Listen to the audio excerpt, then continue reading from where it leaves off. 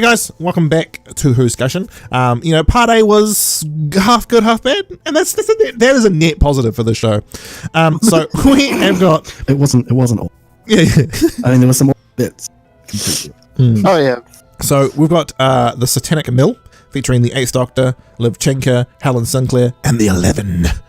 And finishing it up with Dust Breeding, which is the Seventh Doctor, Ace, and a returning face. Yeah. Oh, I didn't mean to rhyme. I'm so sorry. That was not planned.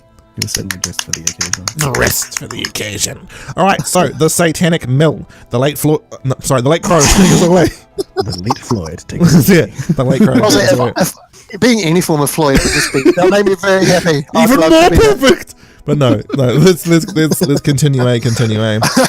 Okay, so jumping in with 8. Well, first we got the 11 mumbling kind of to himself, just doing this Mark Bonner being absolutely amazing. Oh, dude, that role must be so hard. Just all those characters are so incredibly distinct, but they're all him. It's like, oh, that's so good. So he's just basically going, yes, I'm going to get the Doctor. I'm going to kill him. Ha ha ha. And that's basically that. So the Doctor and Liv and Helen, they drop in. They're like, I was expecting something a little bit less Victorian factory, but we're in a Victorian factory looking thing. Yeah. Okay. In the 1500s, we're in a Victorian factory. This is not what I expected, but okay, pretty cool. Let's have a see what's going about.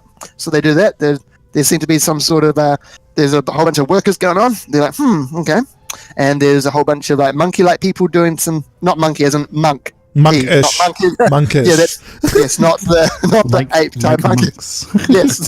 not like the monk. No, not the monk. Who is going to be taking on Missy in her box set? I can't wait. Just so many layers that we haven't even got into the synopsis yet. Right. So that's going on. They're chanting some doodads, and that's all going on. So they don't want to look about these workers. They don't seem particularly happy. Why would you be this? They seem to be. It's a satanic mill. You can't expect someone to be happy. It's a satanic mill with a whole bunch of priests. It's like, come on, you can't expect happiness to be around here. What are you thinking? Anyway, so they're trying to work out what's going on because obviously Doctor knows. They all know they're here for the 11. Like, right, let's find out where he's at. So they're having a look about. The 11, of course, knows that the Doctor's coming. He's all like looking forward to catching up with him, having some, not really monologues. What do you call it when you're talking with 10 of yourself? Is there a word for that? It would still be dialogue, I suppose.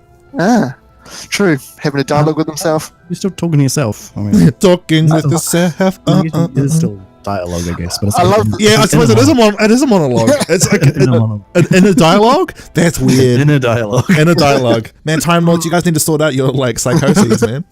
I do love the lines he has when he's kind of, it's like delivered like he's talking to someone else. Like he's all like, I need to stop. I wish me would stop getting in the way of me. I love those lines. Yeah, I love when he's like, I don't want me getting in the way. And like the others are like, which me? I'm going to blame one. I'll probably blame, was it the 4's the real aggressive one? But yeah, 4's like, let's cut off his face. And 11's like, no, I need information from him. I don't care. Just cut their face clean off. Here's a knife. Do it. and his aide is like a little wimp. Guys, let's just calm down. Surely we can talk about this civilly. It's golden. Anyway, so Liv and Helen kind of fall in line with some other workers, and the Doctor's all like, I'm going to go check out some things. You hold down the fort here, meet us back the TARDIS. They're like, okay. Well, Liv's like, okay. Helen's like, wait, what? This is all for the path for you? Liv's like, pretty much. So they fall in line there. Doctor bumps into, was it Payne? That's the fellow he bumps into. Yeah, Payne. Payne, good old Payne. Very apt name. So yeah, so they have a conflab and just like, okay, so what's the dealio here? It's like, we're on a so they end up on a treadmill, which seem to be doing some sort of power generating. It's like, okay, we're here for a workout, it's all very well and good. And Payne's like, no, we're here for the rest of our lives. Doc's like, okay, not what I planned. Getting onto this thing. He's like, I live for literally hundreds of years, so we could be here a while. And meanwhile, Liv and Helen doing some work, and Helen's none too happy about. She's wanting to travel the skies and ends up doing chores. Lovely. She's none too impressed about that. And Liv's all like, no, well, we got to do it until we can come up with a plan. Like, do you have a plan? No, we kind of make up as we go along, mate. And Helen's like, oh, okay. And so that's all very well and good. So she just goes and kicks the bucket and makes it a distraction. It's like, I'll make it up as I go along. That's what you said to do. And they escape like that. They make a distraction. And that's all very well and good. Doesn't please the 11 much because he finds out that there are... Because I don't think he was paying much attention to the commands at this point. And he goes, I miss, what's the word? So it's in my tongue. Misjudged. I'm going to go with that word. It's not quite the word I meant. But we're going to go with it for the sake of keeping things moving. Misjudge them. And so they're an issue I need to worry about now. So Underestimated. Thank you. Vocabulary today.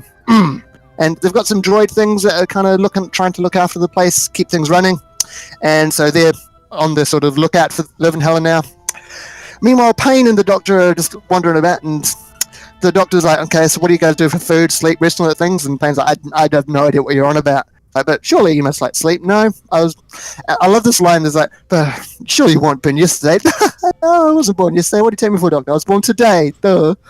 And the Doctor's like, I see what's going on here, and this is horrendous. It is. So basically, this workforce are basically that's what the whole monk-ish thing was about earlier, kind of initiating these workers, and so they get put to work, and at the end of the working day, they're axed and bring on the next day's workforce, basically, and that's I think it's more the labor kills them. Oh, that's even more brutal than I thought it was.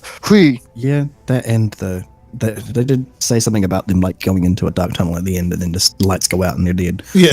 I also kind of think that maybe like it's sort of a psychosis sort of deal. Like they work them to almost dead, and then like put them under, and then like then just bring them back up the next day, just like erasing that day from the brain. Has anybody seen the movie Dark City? No. So in Dark City, every day they change the memories of the people of the city. They're like a race of like almost gods, basically. And this one guy, he doesn't get his mind erased, and he actually watches them do it, and he's like, "Oh, we're an experiment," and so it's like screwing everything up. It's a pretty decent film. It is extremely low budget, but it's a decent film if you can just look past that. But yeah, this reminds me heavily of that. Right. Okay. Cool. Right. So the Doctor and Payne, the Doctor's like, okay, screw this noise, and they get off the treadmill that they're on. And this doesn't please the drone things that are looking after them, but they kind of get past that fella. And long story short, they wind their way to the 11. That's what we're here for. That's where they're going. Happy days. And the 11's happy days about it. It's like, yay, Doctor, I found you. And it's like, oh, I didn't really find me. I found you. Fair call. And so they're all having a conflab, having a good old back and forth. Wow, is it really a back and forth when the 11 keeps pitching in with his other voices? I don't know. The 11's more talking at the Doctor than with the Doctor. Yeah. And the Doctor's like, okay, enough of this back and forth. What's going on? I'm going to stop you, whatever it is, but what's going on? Like, yo, we're actually on, you know that planet that Galileo was talking about? Yeah, we're there, not Victorian. Huzzah! And so we're next to the sun, and low-key, we're going to kill you, and that energy that is going to kill you, we're just going to casually use a super powerful stellar manipulator to destroy everything. Huzzah! The Doctor's like, that's really, really, really, really not good. Does this confirm the whole theory that Rassilon used Omega to power the initial High of Harmony? That was kind of the point, wasn't it? Yeah. It's like, yeah, so to start the Eye of Harmony, he needed to kill Omega. So I'm going to do that with you, Doctor. And it's going to be like a total role reversal, because your great-grandfather was the one who killed Omega. How about that? It looks like this is great. My great-grandfather's locked in the Divergent universe. It's awesome. Yeah, so that's what's going on. And so he's talking about how, because we're in the year 1639, it'll basically destroy modern era of Earth. And he's talking about all how his companions will never exist. I'm just like, well, that means Rose didn't exist. I'm down for this, to be fair. There's a timeline where that didn't happen? Oh, okay. But I think the only one that would exist would be Romana Ravachalunda, but she'd be a completely different person. True. But yeah.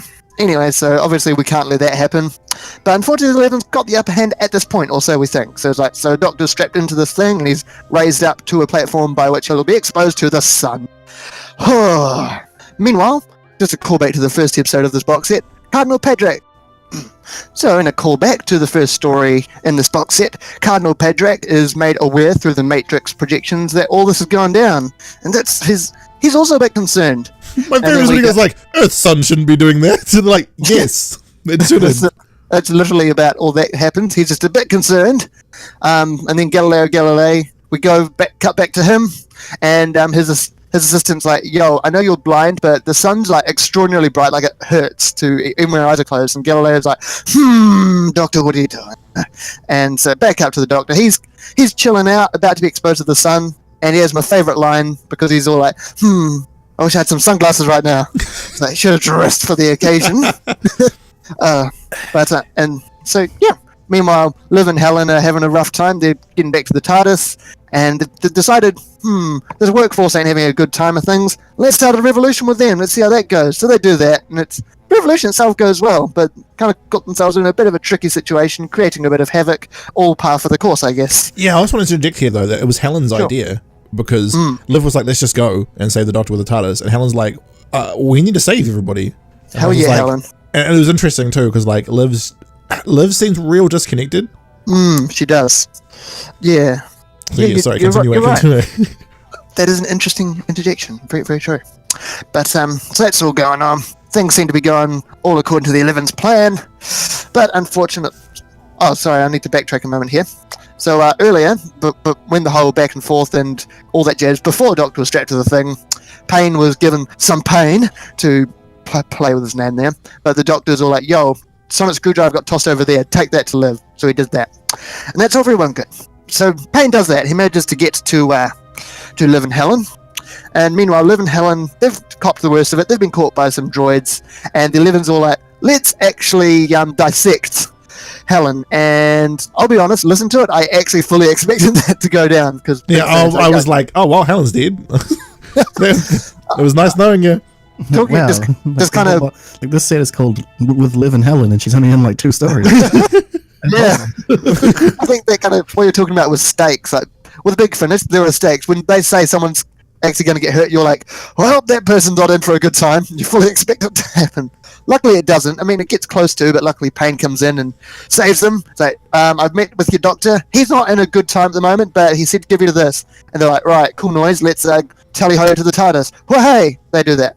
And as they do, they get into the TARDIS, and things start going. There's like, did you touch something? No, I didn't touch something. The TARDIS takes off. We're like, huh, okay. Meanwhile, the Doctor's having a fun time burning, as you do. And then the 11's like, ha ha ha. Monologuing at him as well. He's like, I'm going to monologue here while you die, Doctor. Hope you're okay with that. And then the TARDIS just kind of swoops in and saves him.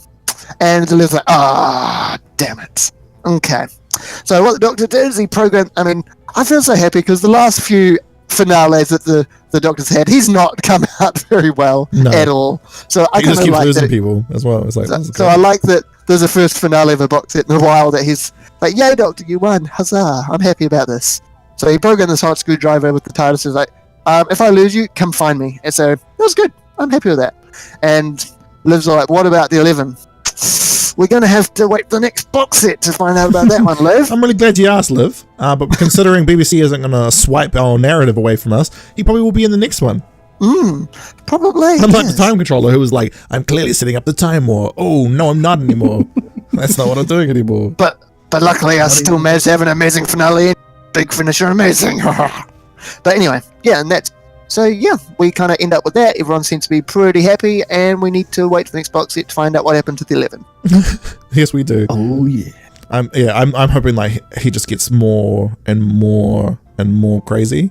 Please. But I feel bad for the actor because like he has to like distinctly be these different characters. Because I think he pulls off quite well. You know when 8's talking, especially, and 4. So 4's like, I want to cut off his face. Let me cut off his face.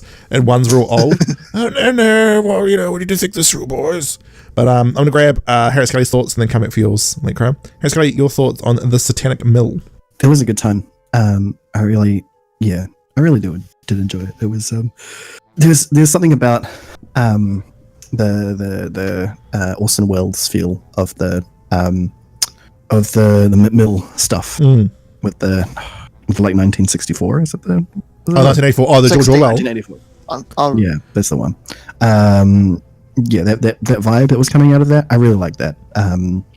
There was, the 11 is such a fantastic character that brings so much to the table that even though they're doing so much with him, it still feels like they haven't done it enough yet. Like, yeah, it still feels untapped, right? Yeah, it's definitely going to become far more greater than it is at the moment, and it's fantastic to know that that's the case.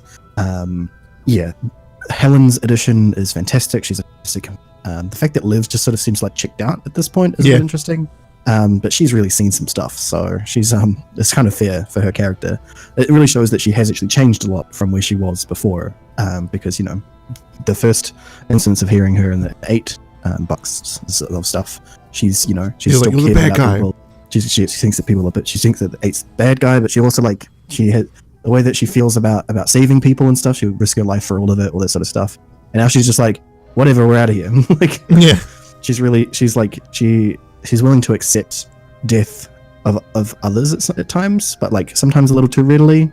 And Helen kind of shows her that, and it's really nice that there's some of that coming in there. Yeah, Helen wasn't too impressed with her behavior as well. She was No. like, "Oh, what am I witnessing right now?" Yeah, so it's cool. I like it. I like the whole thing. There you go. Cool. All right. Blake Crow, your thoughts on the Satanic Mill? It was really, really good. I enjoyed it. I enjoyed it immensely. Well, I always enjoy Big Finish. That's not really saying much more different, but I really can't say much more other than go and listen to it. The 11's performance. Well, Mark, was it his last name? Mark. Hold on, it's on the cast list. I'm looking. Bonner. Is it? Bonner.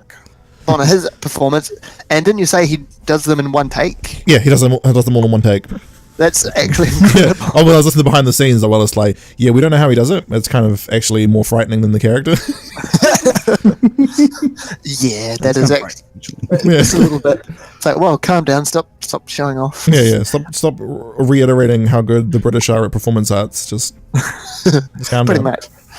Interesting. I just want to bring up. Was this written by like everyone? Because the listed writer for this hasn't written anything else other than this story, which is weird for a Big Finish story. Edward Collier. Yeah. So it was hard to discern because I listened to the whole behind the scenes, and Edward had the least input of everybody in the behind the scenes. But he was just like, "Yeah, Big Finish asked me if I'd do it, and I did." Okay, so it's not It was like- alias. It's yeah. actual Edward. Yeah. I mean, why not? Right. Yeah. Hey, can you come write the season finale for this box set? Oh yeah. The writer or the producer of this box set, what was the gentleman's name again? It just says Big Finish Productions. It wasn't just Big Finish. It was, I think it was Wilfredo Ascotta actually. But he's like, hey, how I wanted to approach this is I wanted a series outline, but I didn't want people going to me like, oh, do I have to write it this way? So I just wanted the authors to write stories that they wanted to write, and I would tangentially connect them, and I think he did it right. Nice. Hi, absolutely. Yeah, I think it did pretty well. The Satanic Mill, especially with the whole working till one's dead, reminds me of the German expressionism film Metropolis, when he goes and he sees was it Morlock beneath the city. So I really like that scene in that film, and that's what I pictured. I pictured this whole thing was just the underground of Metropolis. Yeah, absolutely. The many hands that make Metropolis work. The fact that the 11 was like, hey, I'm gonna do that thing your granddad did, but to you. And it's like, oh, cool, that's awesome. Pretty great. Monologuing at the end, man, I'm gonna monologue it till you die, Doctor. This is awesome. 7 shouldn't have captured me. That's why I hate you so much. It's just like, I love how they like in the first story they called the wrong Doctor. They're like, hey, can you come help us? And he's like, I feel like you should have called 7, but all right. Really, he just showed up and killed everybody. Yeah, 7 would have been like, contact. All right, 11's dead now. That's not really what we wanted you to do. Well, too late. He's dead. All right. You should have sent him to Sharda. It's not my fault you made Sharda illegal. All right, we're going. And that's the most Satanic Mill in a nutshell. Doom Coalition and Dark Eyes can actually be purchased as a bundle from Big Finish. #buy Big Finish. Hashtag Big Finish. Please support this podcast. Yeah, please support this podcast. Gary Russell, I know you're not part of them anymore, but if you could just hook a brother up, it'd be fantastic. And with that, we're going to go into our final story. Our final story is Gary Russell, please support this book. So dust breeding is something else that's, I think it's becoming sort of like an accidental trend for us. But dust breeding is the sequel to a novel, which last week's 8th Doctor story was a sequel to a novel. But we'll get into how it's a sequel later. But essentially, there is a art exhibition floating above this planet that has a never-ending dust storm. But it's also a fueling station. So it's a fueling station with a never-ending dust storm that sounds like Daleks. Which is great, because throughout this whole story, whenever they're on the dust storm planet, we hear is but like Nick Briggs' Dalek voice. Just screaming in anguish the entire time. It's great. It's so great, and it's perpetual. It never stops. And I love, especially if you've got headphones and you're listening to this. Best way to listen to Big Finish, by the way, is when they're inside the like bunkers and like in like a room that's probably cut off from the outside quite deeply, you can still hear in the background.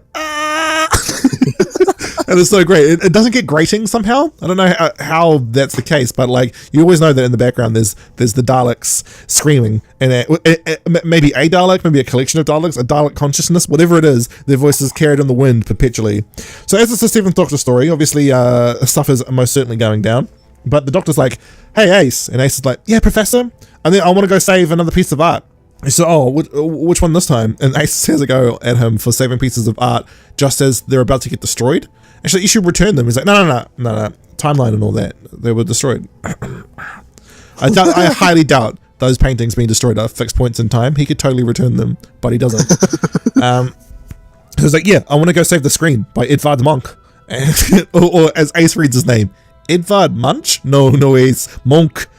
So they go off to Duchamp 331, the dust world, and Ace is like, "Great, it's a place covered in dust, awesome. Also, there's a corpse over there. Why do we always land in there's a corpse, Doctor? This isn't the first Big Finish where Ace and the Doctor walk out the TARDIS and like, corpse, cool."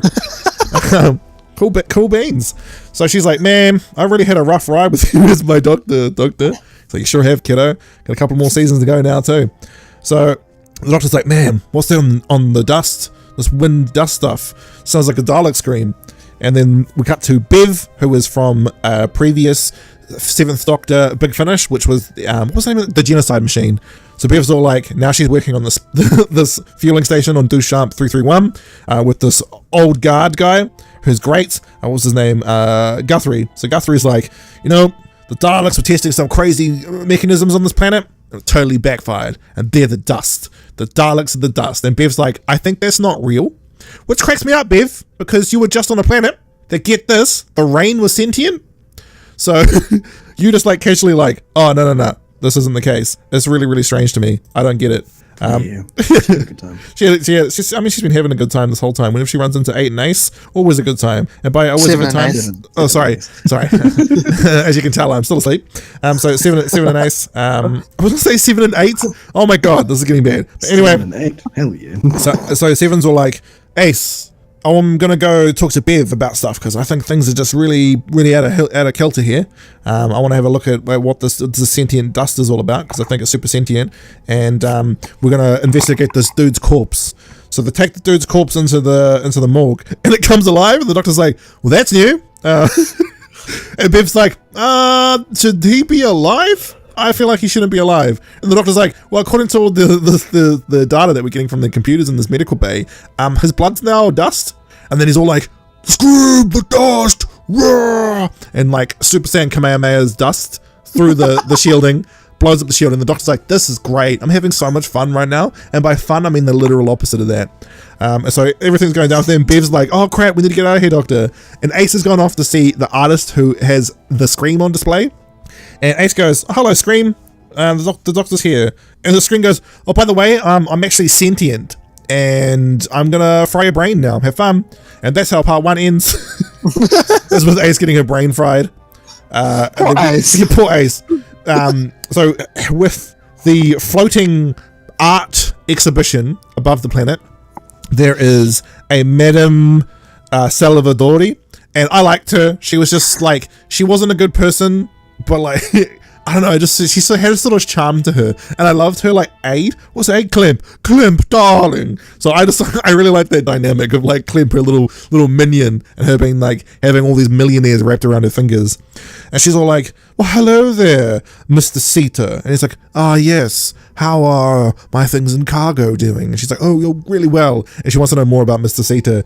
So, this guy's walking around. And he's all like, and he's talking to himself about like his job. It's great. I really like that. And he's like, "Hey, who goes there?" And Mr. Sita walks out of the shadows, and he's like, "Hello there. I'm gonna kill you now." And the guy's like, "Oh man, I'm not paid enough for this." So he dies, and because it's audio, they keep it like real low key. Who killed him? Like if it was a visual, you know straight away. Yeah, they keep real low key exactly how he's actually. Yeah, and it is fantastic because later you find out that he is dead because he is a small little man now. Yeah, he's a small little man creature now that's like in some safe. So Big Finish were doing really well. I'm so glad that he wasn't on the front cover as well. And the dust is all like, "Oh, it's all crazy." Bev and the Doctor managed to get out, and they're like, "Okay, things aren't going well right now. I need to go find Ace goes off to Ace, and Ace is like, Professor, help me! And she manages to break free of the being. I think it's because Ace is like, I mean, she's been around Seven long enough for her to break psychic conditioning, I think. Especially since she nearly became a cat person. So she runs out and she's like, where the hell is this artist? And the doctor's like, Ace, are you alright? She's like, well, no, actually. There's a psychic painting in the other room. The doctor's like, whatever. They go into the room and he's like, oh, it's psychic. It's taking me. Ace! And then Sylvester McCoy's possessed voice in Big Finish is my favorite. Like when he was like taken over by that like insect from outside of the universe. I love it. I absolutely love it. Oh, hey, yeah, where the hell is Bernice? 7, 5, and 6 have really, like, higgledy-pickledy timelines in Big Finish's main range. Like, where does anything take place? It doesn't really matter, because there's, like, holes you can fill in the Doctor's on-screen timeline, which is totally fine. One's a lot harder. You have to fill in the gaps between seasons for 1 and 2, actually. So that's totally fine. But the Doctor's like, oh, man, I totally get what the Scream is now. And this is great.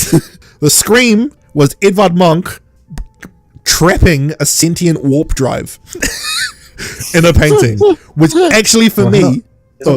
So he's called the warp drive, but he's not a warp drive. He's like a being. He's a weapon. He's like a sentient weapon. Kind of like the moment. Oh my god, shut up.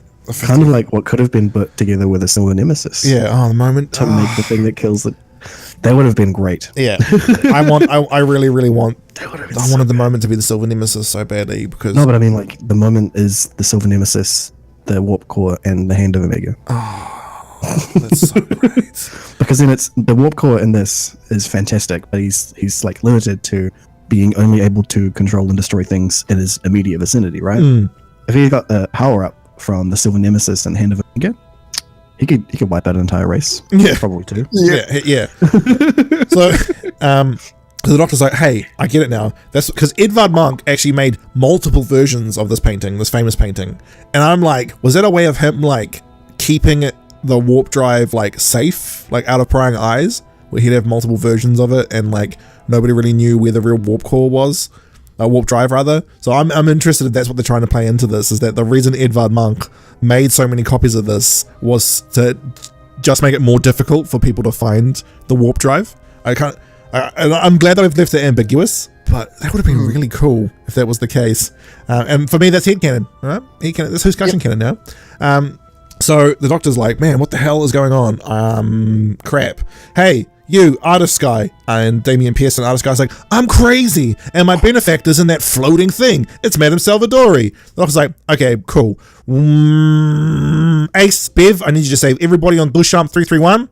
I'm going to go up to this art exhibition. So he goes up to the art exhibition, and before he gets there, though, Damien and a whole bunch of crew members have been opening up Mr. Sater's cargo.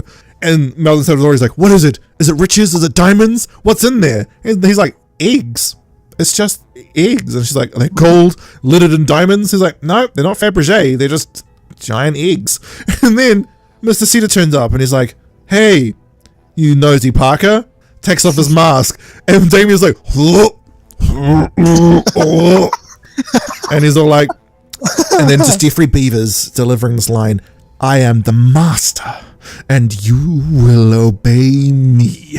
And I'm just like, yes, Jeffrey. Did Johnson's ever say the line?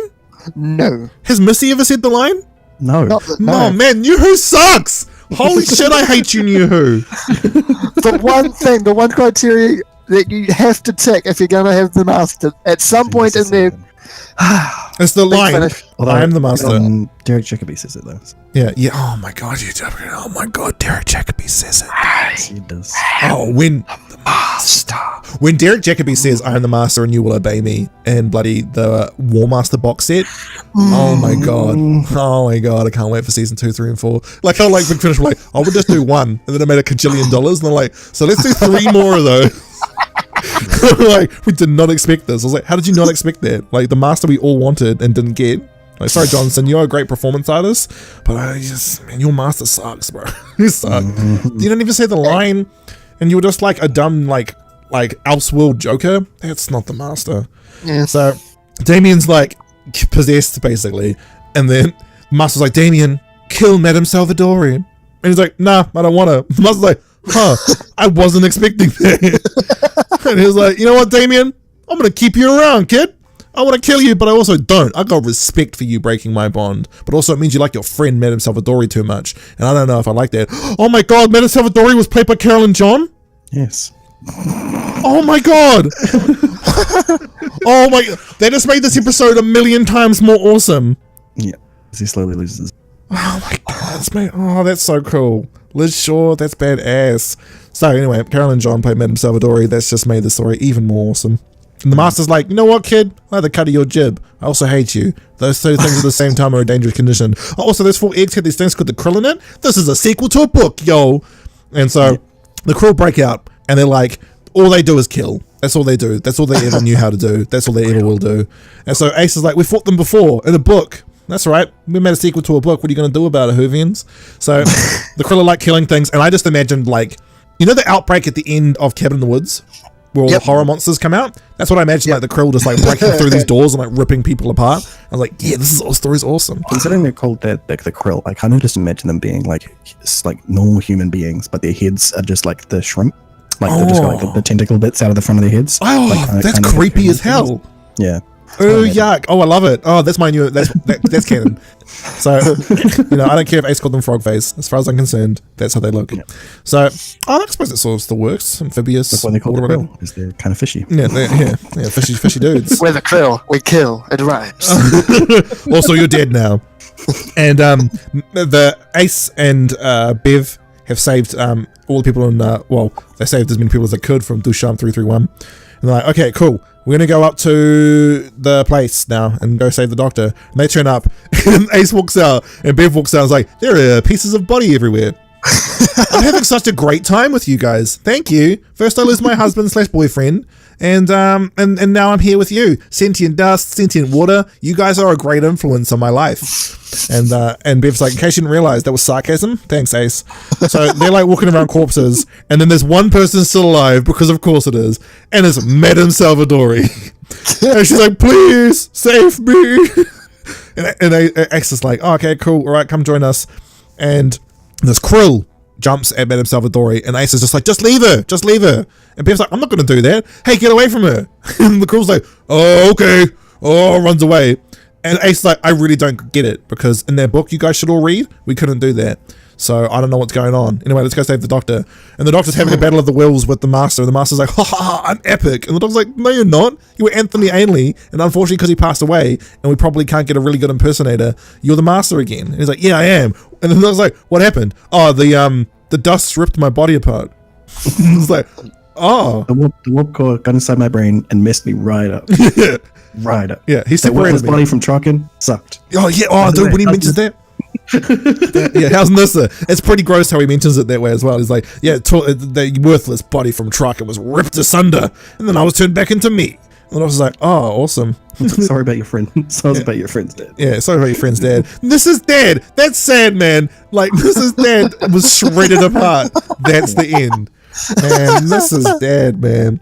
So yeah, so it's like, that's what happened to the Anthony Ainley body, and the master's like, oh, that's pretty dumb. Oh, I wish Anthony Ainley was still alive so he could be in Big Finish. So I was the same, but Jeffrey Beavers is a great master, so who cares? And is married to Carolyn John in real life. So wow, yeah. That's amazing. I'm so glad that she was. This is all the classic Who people just like, right, we're just gonna get married to everybody. Exactly. All the scientists. Yeah, all the scientists as a result of getting married to everybody. The fact they took the piss out of the prequels, though, where they had that guy Jay Binks, that was so good, and it was played by Gary Russell. I was like, of course Gary Russell did that. So the doctor's like, man, this is not good. And the master's like, you know what, doctor? I'm going to use you as a catalyst for the warp core drive thingamabob, and then I'm going to control everything on the dust planet. And the doctor's like, no, this isn't good. And the doctor's like losing the battle of the wills, and he's trying to get the warp core to listen to him. He's like, warp core, don't kill everything in the universe. And the master's like, no, listen to me. So they're having a psychic off, and they're actually both losing, to be honest. They're both not doing well. So anyway, Guthrie, who's been kind of like a background player, he has been constantly referencing the fact, even Ace brings up this fact, that having the having the habit of smoking on a fuel station is probably not a good idea. And Guthrie, I don't think he smokes. Yeah, no, I know, but Bev smokes. And that's when that's when it's first mentioned, and then it's mentioned again when she lights another cigarette by Ace. So they have had this line running throughout the narrative, and at the end he goes, it's a bad habit to have on a fueling station, and then blows the fueling station up with a lighter, and I was like, hell yeah, this is awesome. And like the station doesn't just blow up one, like blows up the whole thing, and then splits the planet asunder because of the Dalek cannon. Yeah, because the Dalek cannon. It's great. Cool. Yeah. And it's the best sort of ending as well. It's a bad habit. It's a bad habit. I was like, the guy one-linered like this really powerful weapon. It's like a way more epic version. The silly end of Team America Police, where he's like, "I'm a smoker." Yeah. It's kind of like a way more epic version of that. Yeah, it's a bad habit. Blows up the entire planet. Yeah, it's so good. And like the master's like, "Well, bye guys, catch you later." And the doctor goes up to Ace and Bev, and he's like, "Oh man, I actually was losing that fight. To be fair, so was the master, but somebody blew up the planet." And she's like, "Oh, that wasn't you?" Yeah, some old guy with a lighter blew up the whole world. And Bev's like, "Oh, that was Guthrie. That sucks." Finally got his revenge. Yeah, and then it's like, man, and like, no, I love how like the doctor's like, "Oh yeah, the dust had a Dalek soul basically in it." And Bev's like, "He was telling the truth." Like, yeah, why didn't you believe him? It sounded like a Dalek. What? So, yeah, that's the end. And Bev goes her own way. She pretty much like pulls the doctor and like darts away off into the ether. And Ace is like, "Yeah, I don't think she really wants to travel with us because we don't really." Considering all the shit we put her through. Yeah. She went through some bad shit around us. And he's like, "Yeah, fair. Well, Ace, how do you think about this whole doing a sequel to novels in Big Finish?" She's like, "Pretty badass. It's a novel idea." And then they go on separate ways. And that right there is dust breeding. I loved it. Yeah, I loved this. But Harriet Skelly, I'm gonna grab your thoughts, grab Late Crows, and wrap us up for this week. Yeah, it was fantastic. I love the dynamic feel of Big Finish is just, it's nothing else like it. And just the audio design is so fantastic that when I'm listening to it and just like doing other computer, and then like I try to go back to it and I'm expecting to switch to VLC and watching it, and it's not the case. That's not what's happening. That's not what's happening. And it's kind of, it really gets you when that's not the case. But it's so good. Yeah, the master is fantastic. I'm really glad that I didn't like get any spoilers from this. Yeah, so am I. Often the cover is very unspoilery. Yeah, it has a picture of a monster I'm not familiar with that's from the novels, and I was like, awesome. Exactly. So that already spoiled whoever read their book. Exactly. But even then, I stopped looking at the covers for anything really, because I don't want to be spoiled. And the fact that it was like that for me was fantastic, because you start hearing the Dalek voice and you're like thinking, "Is this a Dalek episode?" And then it's completely not, and it's just like another element to it, and that's so good. It's so good that they've used the Daleks like that. It's just like another element to the I love that it was a result of a failed Dalek experiment as well. Yeah, it's such a fantastic use of Daleks, other than having them in every yeah, and the Krill are interesting. They don't miss a beat with, even though it's a novel thing that they kind of have to explain to people who haven't read the novel. They immediately just like, "Oh yeah, they're genetically altered race that are almost undefeatable, and where they just kill." And that's basically all the explanation you need. But the way that is delivered from Ace, just you already got it there. You don't need any more explanation. Yeah, and the fact Seven couldn't beat them as well, because Ace is like, "We didn't beat them, we just ran away." Yeah. And I was like, whoa. Exactly. So that just really excels it. And then the fact there's a thing that exists that is just to kill them and just does it really well is just like, that's pretty intense, to the fact that like it's like a race memory of the Krill now that the war just ends them. So they are scared of being even in its presence is pretty great. Yeah, there's so many story elements to this. Fantastic. There's so many voices that are fantastic. Every voice is a fantastic voice actor, and the end is spectacular. Just it's a really bad habit. Yeah, and it's great because like our last monthly was like a collection of just badass one-liners and like spaghetti western gothic horror. Like, yeah, thank you. I mean, that was still the best one ever. Yeah. This one is really good as well. Yeah, I agree. Lugaroo is the best still. It was too good. There you go. The Late Crow. Yes, it was just echoing everything everybody said before. It is really, really, really good. Loved it to pieces. Again, I'm also really glad that the Master wasn't on the cover, because I feel that whenever the Master pops up in a story, it's just like, that just immediately kicks it up a notch. Just his presence is like, oh, you sit up a little bit more in your chair, I guess. So, it's a Master story, hell yeah. So that was good. Jeffrey Beavers, hell yeah. Amazing story. I love Seven, still my favourite Doctor. Well, tie for first place for 8 at the moment, actually. But, hey. Ace, favourite companion, hell yeah. Good time, good story, awesome. Yeah, I echo everything everybody said. I know it's really bad because like our one adjective for Big Finish is it's good, but that's it's basically good. it. There's no if New Who was was any percent as good as Big Finish, then this wouldn't be a problem because then we would be able to compare them in a good way, and then it wouldn't be so much about us like ripping on New Who and then just having nothing to say about Big Finish. We'd have stuff to say about both of them, but the reason we don't is because there's no real comparison here anymore. Big Finish is just by itself better in every way you can imagine, and it does. There's no reason to have, even if there were like poor things, we wouldn't have anything to say that they are. You know, like we don't have another show or another spin-off to be like, oh, this was better. You know, like the only thing we've got to compare it to is more Big Finish, and that's why we just end up with a whole lot of episodes of Big Finish that we're just like, yeah, those are the best. And then there's ones we're just like, yeah, they're all right, but they're still good. They're still good, yeah. You know? Yeah. We haven't had a single episode of Big Finish that's been like, no, I didn't like it. Like, there's been ones that are just sort of like, that character, I don't like him, but in a good way. Yeah. And that's it. Yeah, it's a scale of 1 to Lugaroo, basically. Yeah, the closer you are to Lugaroo, the better. It's there's no, if you haven't been listening to Big Finish already, then you need to. And basically, if we could all just like collectively wish that New Who was like 50% as good as Big Finish, then we would all be in a better place. Yeah. I find the Super Dragon Balls, and it's just like Eternal Dragon, Big Finish with the writers of New Who. I can't grant their wish; it would break the universe. Like, no. Basically, like from now on, Big Finish write New Who. Like that's it. Yeah. Just they take over, and then it's done. That's 100% what I want. I'm fine with that. I'm okay with that. Like, as much as it's really sad that New Who was a significant downhill section of its life, yeah. And there's a whole lot of great actors and actresses that didn't get to be in it because they couldn't pull finger. But if Big Finish can take it sooner rather than later, then less of that will happen. You know? Yeah, absolutely. You know, absolutely. Yeah, it's fantastic. I mean, you know, Lugaroo is, again, you know, that's the top of the scale. That's the tippy top. Ace has to pull out with some heavy shit, man. And like, you know, and she's just like, when she's a high schooler when she joined Seven, you know, like, I'm like, oh, I'm just a casual high schooler, whose best friend was killed in a hate crime, and I'm traveling with Space Satan. I was like, oh. Okay.